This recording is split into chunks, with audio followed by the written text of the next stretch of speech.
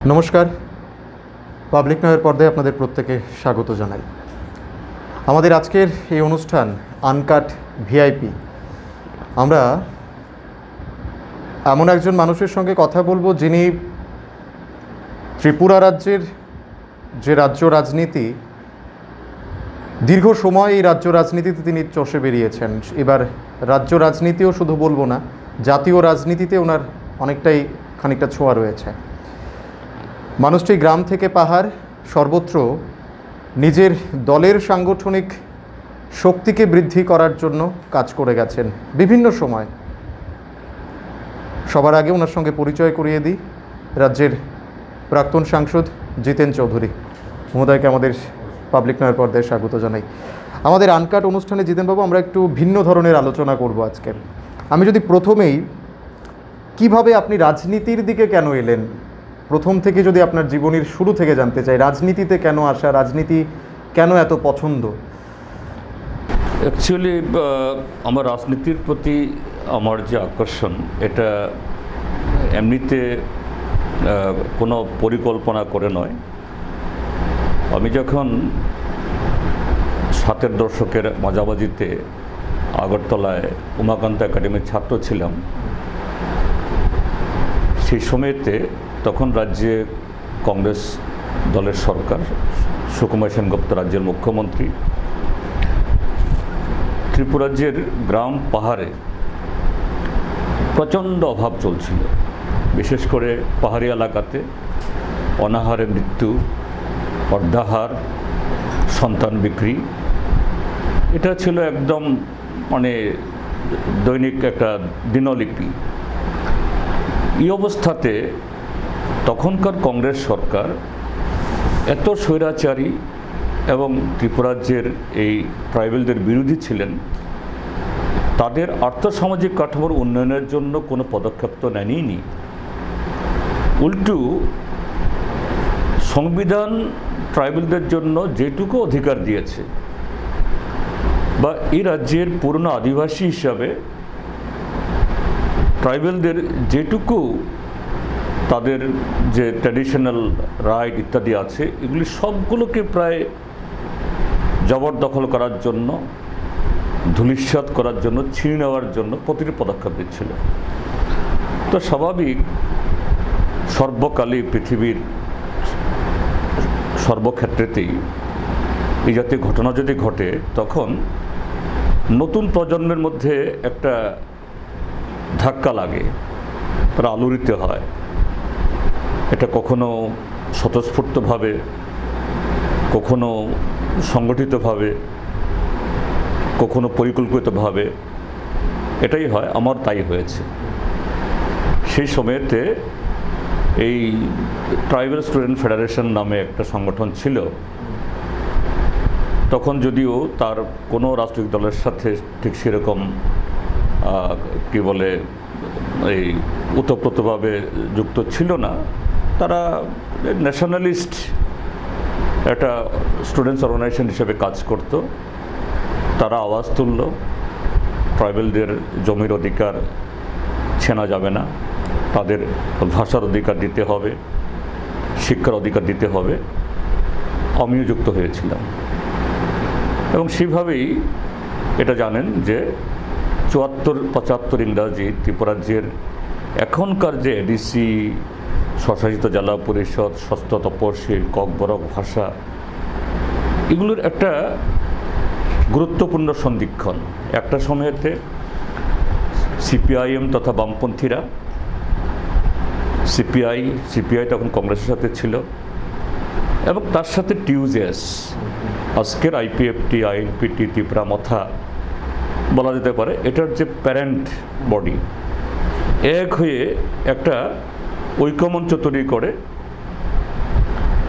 একটা ঐতিহাসিক কনভেনশন, সেই জরুরি অবস্থার আগে ৭৪ ইংরাজিতে ৪ দফা দাবিতে আন্দোলন শুরু করেছিল।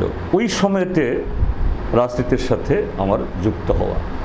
তো এইভাবেই গড়াতে গড়াতে অভিজ্ঞতা, বাস্তব জীবনের, এটা বামপন্থী স্রোতে আমাকে নিয়ে এসছে। এবং ১৯৮১ ইংরেজি থেকে আমি সিপিআইএমের একজন কর্মী। মানে এই বামপন্থাটাকে কেন বেছে নেওয়া? তখন তো আরো অন্যান্য অনেক রাজনৈতিক দল ছিল, অনেক মতাদর্শ ছিল। বামপন্থা বেছে নেওয়া তার একটা কারণ হলো, তার আগে 1972 ইংরেজিতে ঠিক বাংলাদেশের মুক্তিযুদ্ধের পরেই আমি 72-এ এই অষ্টম শ্রেণী থেকে আমার গ্রামের স্কুল থেকে উত্তীর্ণ হয়ে শহরের স্কুল সাবরুম মহকুমা সেখানে ভর্তি হয়েছিলাম। তখন সেখানে এসএফআইয়ের খুবই কী বলে দাপট ছিল। তো এসএফআইয়ের সদস্য গ্রহণ করে 1972 ইংরেজিতে, কিন্তু আগরতলায় চলে আসার পর তখন আবার এসএফআইয়ের সাথে আমার সম্পর্ক ছিন্ন হয়ে যায়।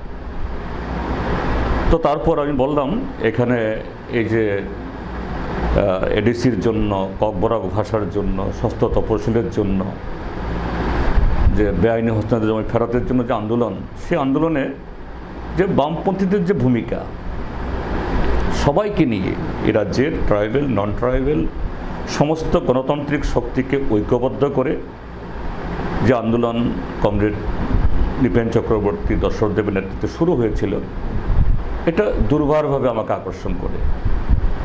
তারপর আমার ছাত্রজীবন শেষ হওয়ার পর আমি খুব সংক্ষিপ্ত সময়ের জন্য ব্যাংকের চাকরি নিয়ে চলে যাই এবং ইত্যবসরে 1978 ইংরেজিতে বামপন্থী ফ্রন্ট সরকার আসে। সেই যে বামফ্রন্ট সরকার 56 জন বিধায়ক নিয়ে এসেছিল, সেই 56 জনের মধ্যে আমার বাবা, তিনিও একজন বিধায়ক ছিলেন। তো এইভাবেই যে আমার এই কি বলে ব্যাংকের চাকরি, এটা আর মানে মনে লাগেনি যে না, আমার বাবাও বয়স হয়ে গেছে, এ রাজ্যের মধ্যে ট্রাইবেলদের মধ্যে বামপন্থী আন্দোলনে তরুণ নেতৃত্ব দরকার, এটা খুবই তারাও খুঁজছিল। তো এইভাবে কোন সময় জানি আমি আকৃষ্ট হয়ে গেলাম। তো 1 বছর মাথাতে চাকরি ছেড়ে দিয়ে 81 সাল থেকে এই দলের সাথে যুক্ত আছি, থাকবো।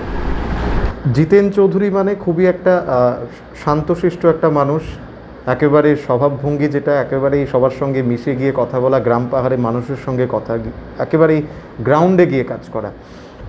আপনি দীর্ঘ সময় রাজনীতির সঙ্গে যুক্ত। 2018-তে আপনাদের সরকারের পতন হয়েছে, তার আগে আপনি অনেক রাজনীতি করেছেন, অনেক সভামঞ্চে ভাষণ দিয়েছেন।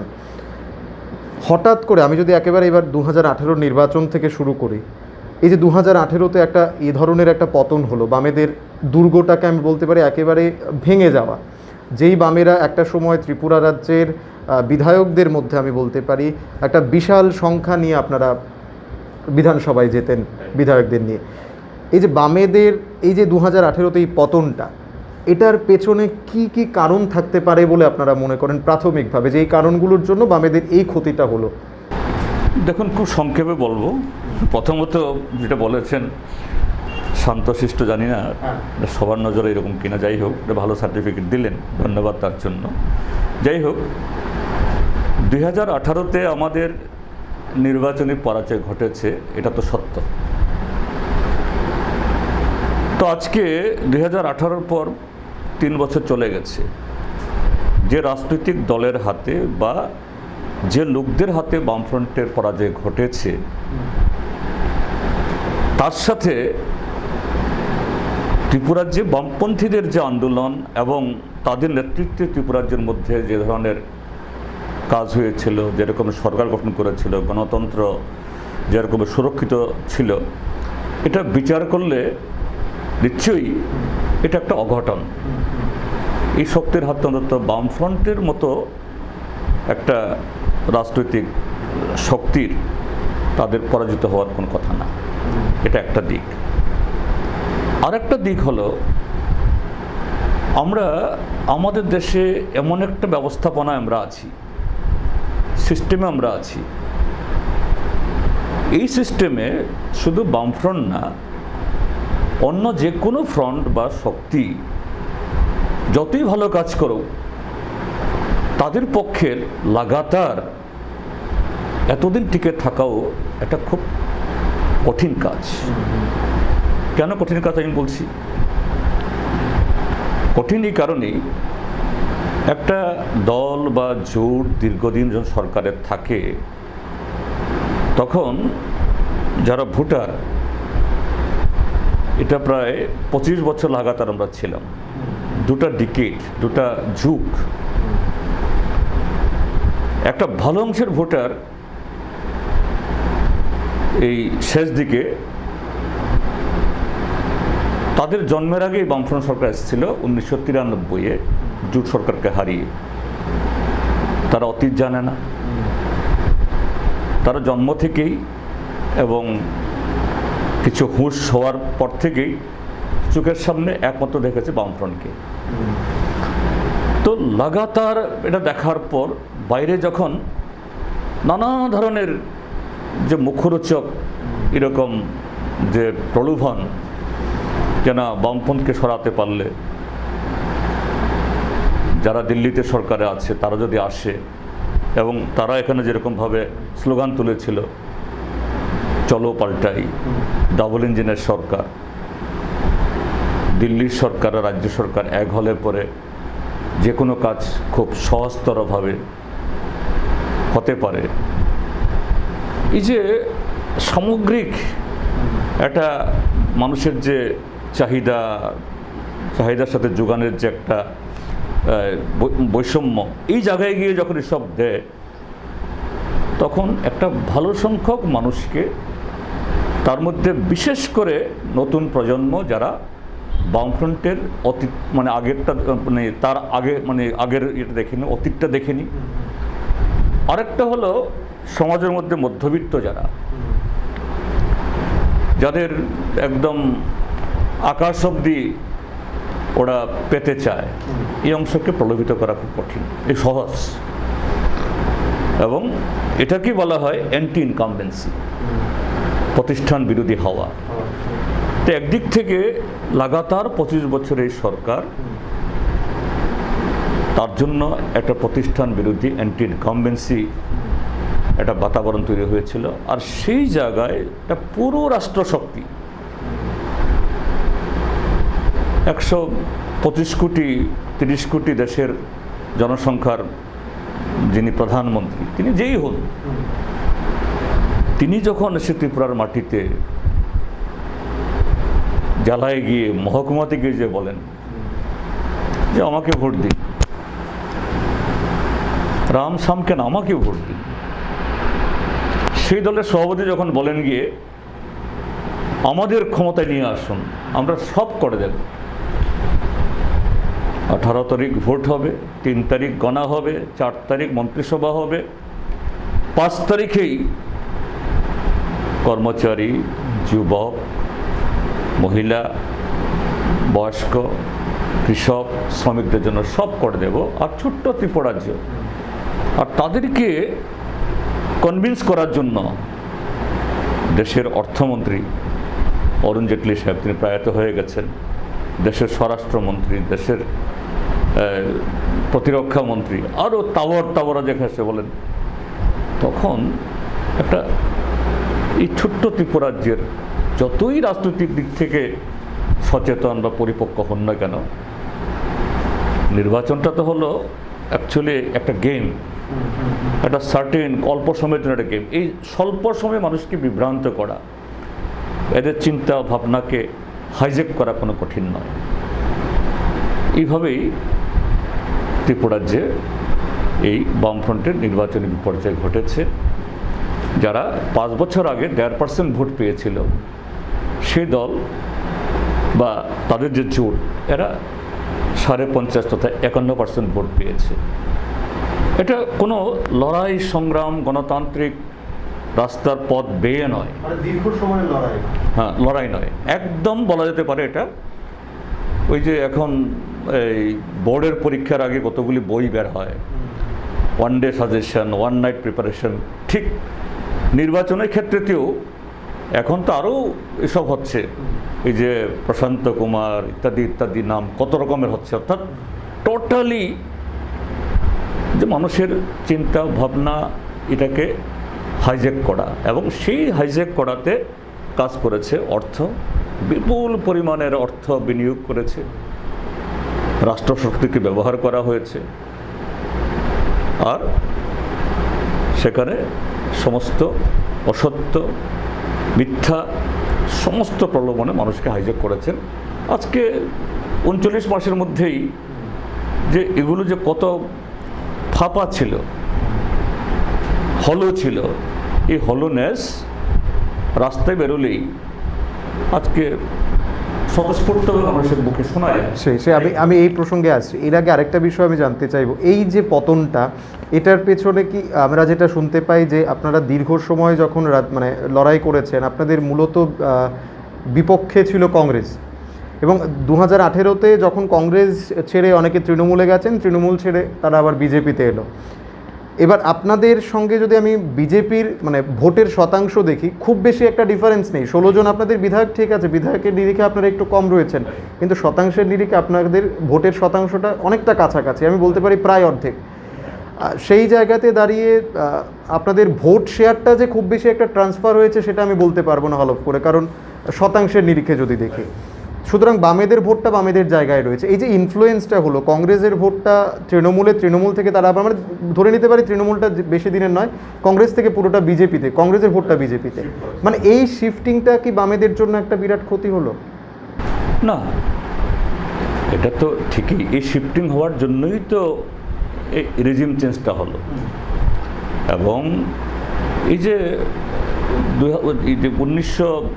2013 সালের ভোটে কংগ্রেস ভোট পেয়েছিল 44, এবং এটা বরাবরই কংগ্রেস সেই 93 সাল থেকে 93, 98, 2003, 2008, 2013 হেরেছে।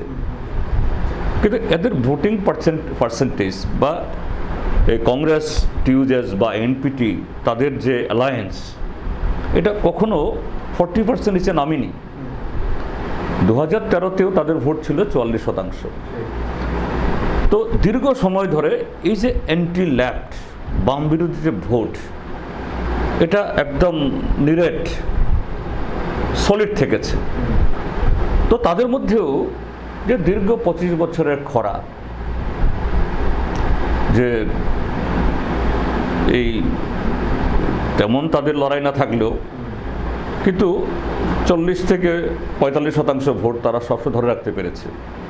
তো দেখা গেছে এরা 25টা বছর ক্ষমতায় আসতে পারেনি। আর কংগ্রেসও সেই সময়তে তেমন কোনো একটা আশা সঞ্চার করতে পারেনি। মূলত তারা বাম, অ্যান্টি লেফট, বাম বিরোধী।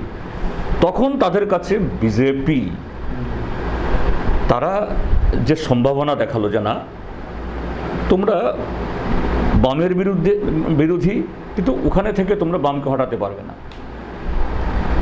তো আমরা দেখেছি যে তৃণমূল, কংগ্রেস, আরও যা যা আছে বাম বিরোধী, সমস্ত ভোট কেচে চলে গেছে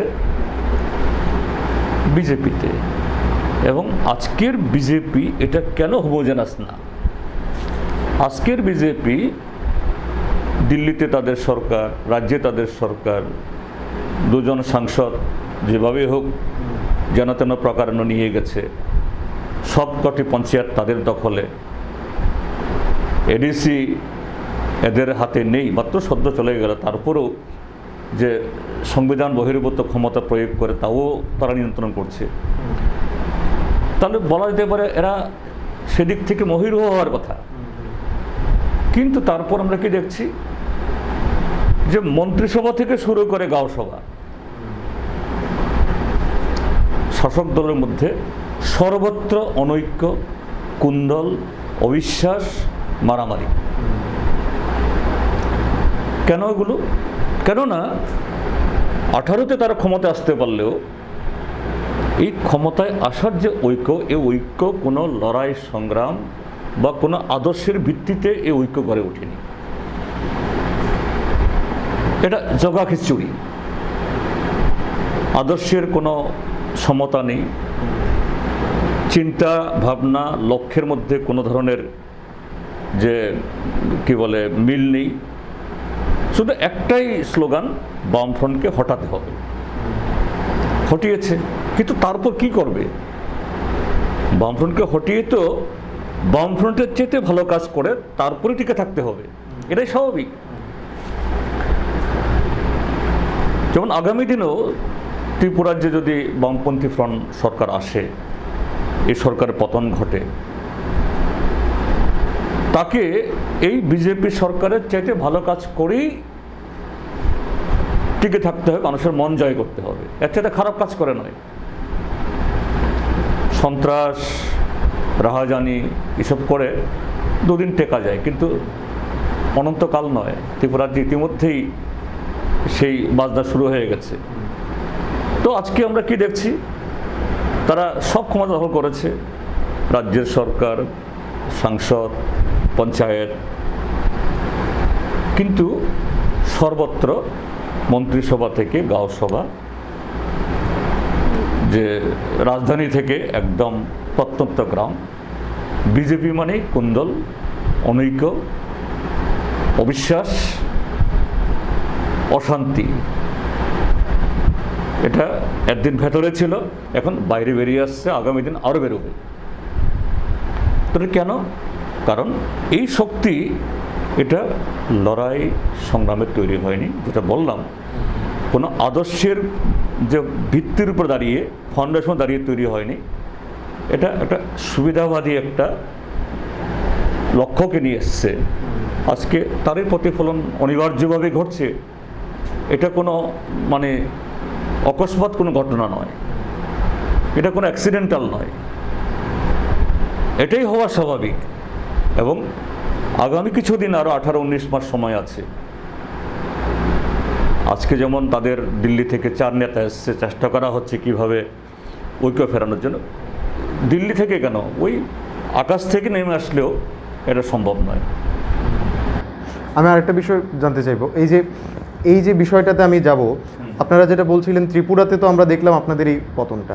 এবার আমরা সদ্য একেবারেই 2021-এর আমরা যেটা পশ্চিমবাংলার নির্বাচন, সেখানে আপনারা একটাও আসন পেলেন না, বামেদের পুরোপুরি দুর্গটা একেবারে ধ্বংস হয়ে গেল। যেই বামেরা দীর্ঘ, আমি বলতে পারি 35 বছরের উপর তারা সেখানে শাসন করেছে।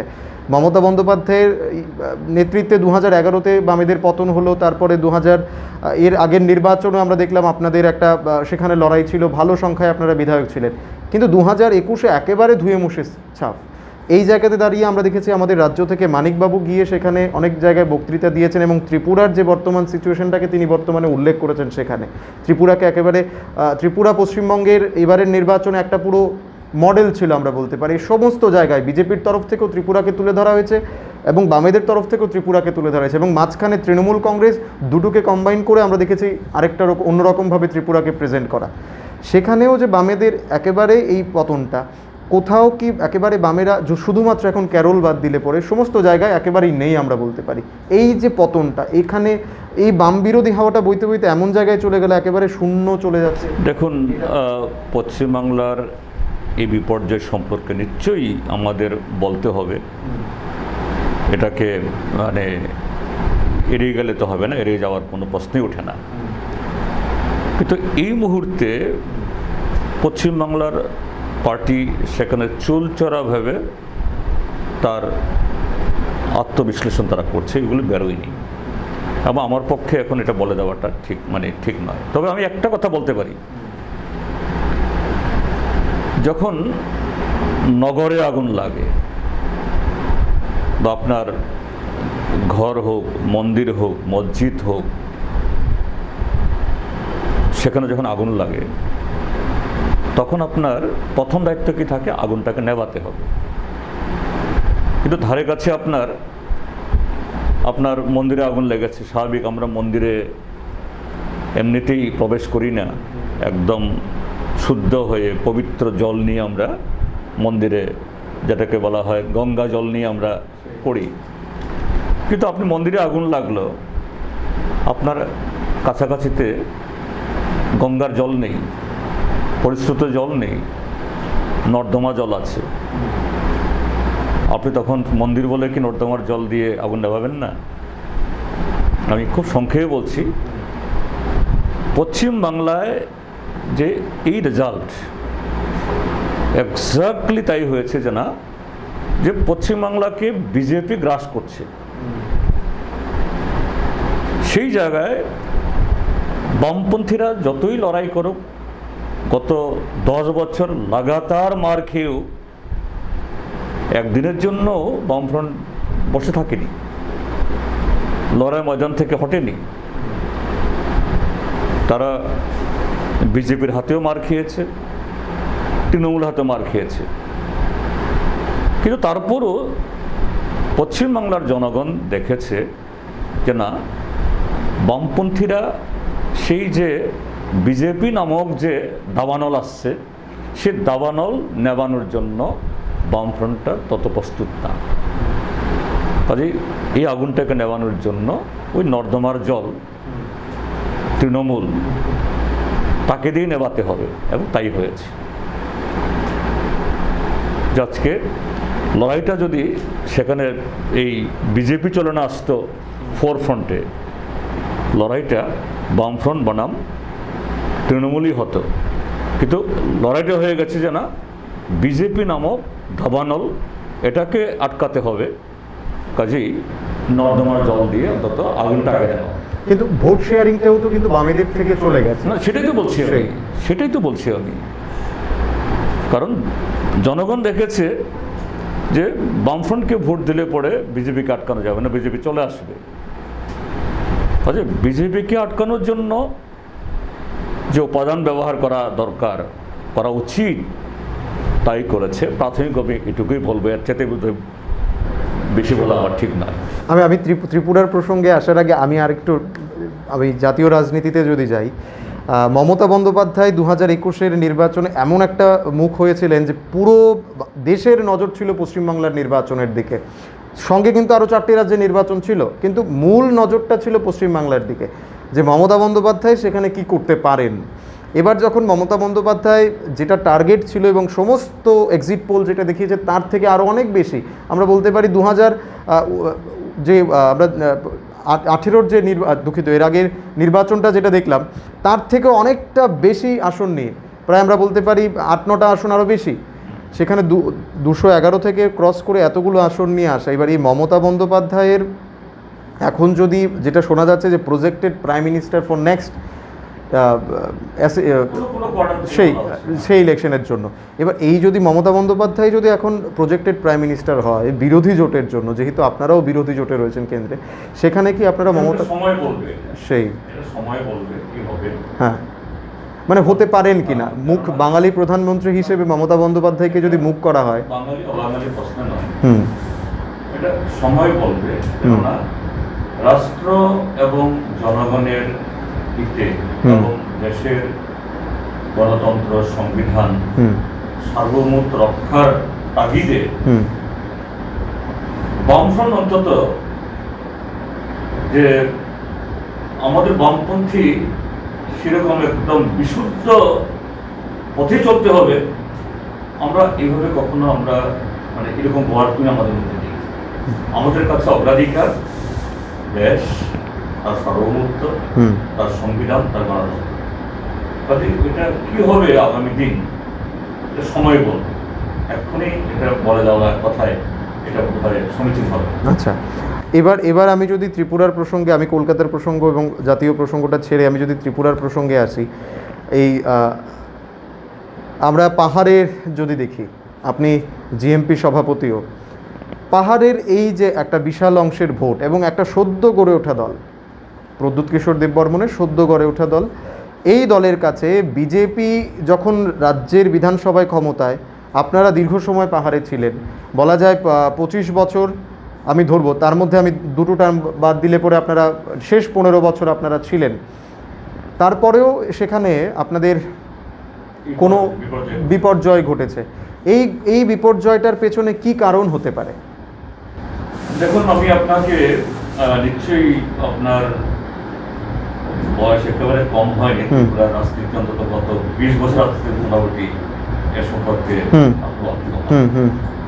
আমি তার পেছনে যাব না। এটাকে যদি আপনি অনুধাবন করেন যে বামপন্থীরা তাদের এই বিপর্যয় শুধু এই 2021-এর এডিসি নির্বাচনে নয়, 2000 সালেও ঠিক 20 বছর আগে এই এডিসিতেই তখন বামফ্রন্ট রাজ্যের সরকারে তার হাতেই পুলিশ, তার হাতেই প্রশাসন, সরকারের থেকেই এরকম একটা শক্তির হাতে, এই শক্তিগুলি নাম্বার দিয়ে এখন এই মাথা বা ইত্যাদি সেই চেহারাগুলো একই, হুম শুধু নাম ভিন্ন ভিন্ন, সময়টা ভিন্ন। এই এডিসিতে আমরা হেরেছি, হুম রাজ্যের সরকারে আমরা, কিন্তু এডিসি আমরা হাতে রাখতে পারি না। কিন্তু কি দেখেছেন, এডিসি দখল হয়ে গেল অনৈতিক পথে এবং অনৈতিক স্লোগান তুলে। কিন্তু সেই 5 বছরে 4 জন সিএম করতে হয়েছে। 5 বছরের 5টি ইট কুনলুঙ্গে পড়েনি। ঠিক তার 5 বছর বাদে পরপর 3টা এডিসি নির্বাচনে বামফ্রন্ট 28টা সিট, লাগাতার 3টা টার্ম বামফ্রন্ট আবার বিজয়ী হয়েছে। কাজেই এটা যে হলো, আমি বলবো এটাও একটা দুর্ঘটনা এবং এটা কোনো পার্মানেন্ট ফিচার না। এবং এটাও কেন হলো, এটার পেছনে কারণটা হলো, একদিকে গত 3 বছর ধরে ত্রিপুরাজ্যের মধ্যে কোনো গণতন্ত্র নেই। বামপন্থীদের যে তার রাজনৈতিক অধিকার প্রয়োগ করার, চর্চা করার সমস্ত অধিকার বিপ্লব দেবের সরকার কেড়ে নিয়েছে, এখনো বহাল আছে। তো সেদিকটায় যে সাংগঠনিক দিক থেকে এটা সাময়িকের জন্য হলেও, শুধু পাহাড়ে না সমতলেও আমরা একটু বেকায়দায় আমরা আছি। ঠিক এই এডিসি নির্বাচনের বছর খানেক আগেই তো ত্রিস্তর পঞ্চায়েত নির্বাচন হয়েছে। সেই ত্রিস্তর পঞ্চায়েত নির্বাচনে তো আমরা প্রার্থী দিতে পারি, প্রায় 600 গ্রাম পঞ্চায়েত, তার সাথে এই পঞ্চায়েত সমিতি, জেলা পরিষদ, আমরা কোন স্তরে আমরা প্রতিদ্বন্দ্বিতা করতে পারি। সেই জায়গায় দাঁড়িয়ে এডিসি নির্বাচন অন্তত আমরা ওই প্রতিদ্বন্দ্বিতা করেছি, প্রচার আমরা করেছি, আমাদের বক্তব্য জনসাধারণের সামনে রেখেছি, জনগণ তা গ্রহণ করেনি। এবং সেখানেও ত্রিপুরাজ্যের মধ্যে এই এডিসির জনগণ দেখেছে যে না, যে বামফ্রন্ট এই মুহূর্তে তাদের যে শক্তি, তারা বিজেপি আইপিএফটি নামক সন্ত্রাসকে তারা উঠতে পারবে না। মানে বিজেপি আইপিএফটিকে রাজ্যের ক্ষমতা তারা ছিনিয়ে নিয়ে গেছে, আজকে সমস্ত অধিকার কেড়ে নিচ্ছে। এখন এডিসিকেও তাদের হাতে চলে যাবে, এটা হতে পারে না। কাজে সেখানেও দেখেছে নৈতিক হোক বা অনৈতিক, বাস্তব কি অবাস্তব স্লোগান তারা তুলেছে, যেন একবার এদেরকে আটকাও। তাই হয়েছে। নতুবা দেখুন যে এই এডিসি 2018 ভোটে এডিসি এলাকাতে 20টি বিধানসভা কেন্দ্রের মধ্যে 18টি বিধানসভা কেন্দ্র নিয়ে গেছে বিজেপি আইপিএফটি। স্লোগান কি? ত্রিপুরা ল্যান্ড হবে, গ্রেটার ত্রিপুরা না, এটা তো পরে সেই ত্রিপুরা ল্যান্ড হবে। এটা তো হবে না। আমরা বলছি, এখনো বলছি, আগামী দিনে বলবো। তো যারা ত্রিপুরা ল্যান্ডের সেই স্লোগানে গঠিত হয়ে যারা ভোট দিয়েছে, তারা হতাশ, দিশেহারা। তারা বিজেপি আইপিএফটি থেকে এই দূরত্ব বাড়ছে।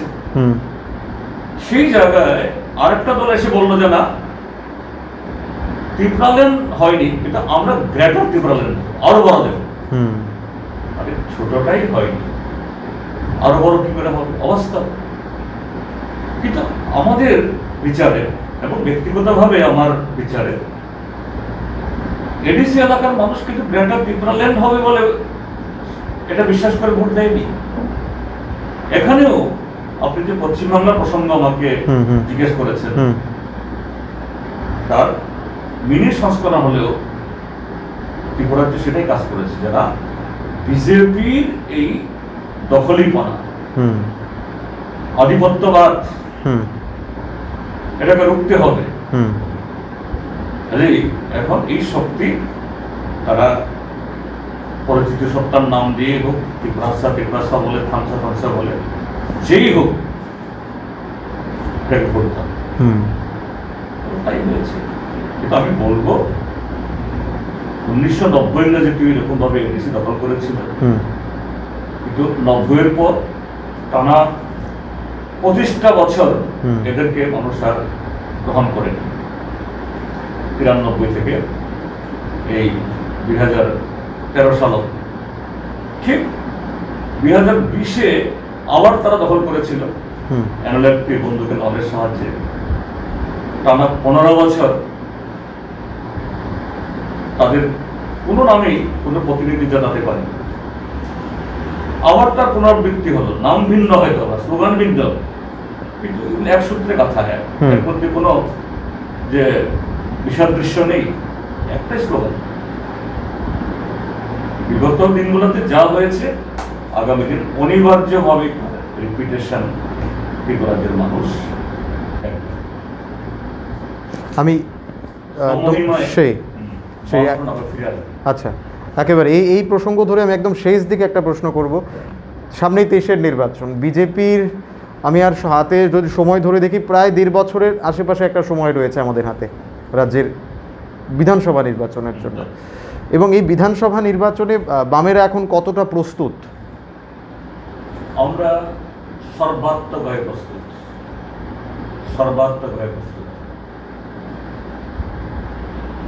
বামেদের প্রস্তুতি অন্যের মতো সেরকম খুব মানে কি বলে জাঁকজমক করে শো অফ নয়। বিজেপির এই অন্তর্কোন্দল কোথাও কি বামেদের জন্য একটা প্রফিট হতে পারে? না, দেখুন, বিজেপির অন্তর্কোন্দল হবে, ভোট ভাগাভাগি হবে, সংস্কার কুসংস্কারে এই কি বলে চূর্ণ বিচূর্ণ হবে, আমরা তার অপেক্ষায় নেই। বামেদের মতো করে লড়ে এটা ঘটনা, বিজেপির অভ্যন্তরে এটা হতেই হবে, এটা আমাদের সুবিধার জন্য না, এটা অনিবার্য। কারণ যে সুবিধা ওদের উপর দাঁড়িয়ে ত্রিপুরার বিজেপি তৈরি হয়েছে, এই সুবিধাবাদ অন্তকাল টিকতে পারে না। এটা আমরা বামপন্থীরা আমরা একদম গ্রাসরুটের উপর দাঁড়িয়ে জনগণকে নিয়ে আমরা বলি কোনো লাইনকে অনুসরণ করে আমরা এগোচ্ছি, এবং সঠিক সময়ে সঠিক পদক্ষেপ, সঠিক স্লোগান এবং সেরকম মোকাবেলা করার জন্য সমস্ত শক্তি আমরা এটাকে সংগঠন করছি। মুখ কে হবে বামেদের 23-এ? জিতেনবাবু কি মুখ্যমন্ত্রী হতে চায়? আমি বলবো, তো গর্বের সাথে বলবো, উপযুক্ত মুখের কোনো অভাব নেই। আচ্ছা, জিতেনবাবু কি মুখ হতে পারেন? জিতেনবাবু কেন, জিতেনবাবু হতে পারে, রামবাবু হতে পারে, শ্যামবাবু হতে পারে। সঠিক সময়ে বামপন্থীরা তারা যে নিয়মে তাদের মানে যে ধরনের এই কি বলে পদ্ধতিতে নেতা নির্বাচন করে, সঠিক টাইমেই সে নেতা নির্বাচন করে। কাজেই এক্স হতেও পারে, এক্স নাও হতে পারে, ওয়াইও হতে পারে, জেডও হতে পারে, এবং এটা একদম শেষ মুহূর্তে অপেক্ষা করতে হবে না। লেজিটিমেট টাইমের মধ্যে ত্রিপুরার যে মানুষের কাছে ত্রিপুরা যে বামফ্রন্ট নিয়ে আসবে, কেননা এটাও আজকের লড়াইয়ে এটাও একটা খুবই প্রয়োজন, যেন মানুষ আগে থেকেই দেখতে চায়, জানতে চায়। এটা আশা করি বামফ্রন্ট সময়ের এই দাবি এটা মেনে নিয়েই এটা আগামী। পশ্চিমবাংলার এই নির্বাচনটাকে যদি ধরি, এবার ত্রিপুরাতে একটা এফেক্ট আমরা আশা করছিলাম তার, এবং সেই এফেক্ট যদি পড়ে, আর সেইভাবে যদি এখন যেই বিজেপির মধ্যে যে সমস্যাটা চলছে, এখান থেকে যদি যারাই ক্ষুব্ধ বিধায়করা রয়েছেন তারা যদি দল ছেড়েও দেয়, এখনও সমস্ত কিছু স্পষ্ট নয়, এখনও অনেক কিছু দেখার বাকি, বা হয়তো বা তারা মিলে থাকবেন, যদি তারা ছাড়ে সেখানে বামেদের তরফ থেকে কোনো সমর্থনের ব্যাপার কি থাকবে? দেখুন, যে গণতন্ত্রকে রক্ষা করার তাগিদে এবং বামপন্থী নৈতিকতার ভিত্তির উপর দাঁড়িয়ে আমাদের যে পদক্ষেপ নেওয়ার আমরা এটা নেব। এখন মনে করুন কথার কথা, এই সরকার দুভাগে দ্বিখণ্ডিত হয়ে গেল। এক ভাগ এসে বলল যে না, আমরা গণতান্ত্রিক পথে গত 3.5 বছর যে ঘটনাগুলো হয়েছে এগুলো ভুল হয়েছে, আমরা ক্ষমা প্রার্থী, বাকি সময়ের জন্য আমরা ত্রিপুরাজ্যে গণতন্ত্রের স্বাদ দিতে চাই। নিশ্চয়ই আমরা সেই ক্ষেত্রে বামপন্থীরা হাত গুটিয়ে থাকতো না, তাহলে তো এটা গণতন্ত্রের প্রতি অশ্রদ্ধা করা হবে, মানুষের প্রতি আমাদের দায়বদ্ধতা হবে। কিন্তু এটাও বলছি যে বিজেপির অভ্যন্তরে আন্দোলন ধরবে কি ধরবে না, এটা মাথায় রেখে আমাদের রাজনীতি নয়, যদিও এটা অনিবার্য। এই সরকার বিপ্লব দেবের সরকার, অন্তত এটা আমার পার্টির মূল্যায়ন না, আমার ব্যক্তিগত মূল্যায়ন। আমি আমার বিগত প্রায় 40 বছর রাজনীতির জীবনে যা অভিজ্ঞতা হয়েছে, ঠিক আছে 39 মাস পার হয়েছে, কিন্তু এটা 60 মাস পার হবে আমার মনে হয়। আচ্ছা, একেবারে এই কথাটির মধ্য দিয়ে আমাদের অনুষ্ঠান আজকে শেষ করতে হবে। অসংখ্য ধন্যবাদ জিতেনবাবুকে, ওনার ব্যস্ততার মধ্য দিয়ে আমাদেরকে উনি সময় দিয়েছেন। অসংখ্য ধন্যবাদ আপনাকে। আর একই সঙ্গে আমাদের আজকের এই আনকাট ভিআইপি অনুষ্ঠান এখানেই শেষ করছি। ভালো থাকবেন, সুস্থ থাকবেন, আর প্রত্যেকেই দেখতে থাকবেন অবশ্যই পাবলিক নাও। নমস্কার।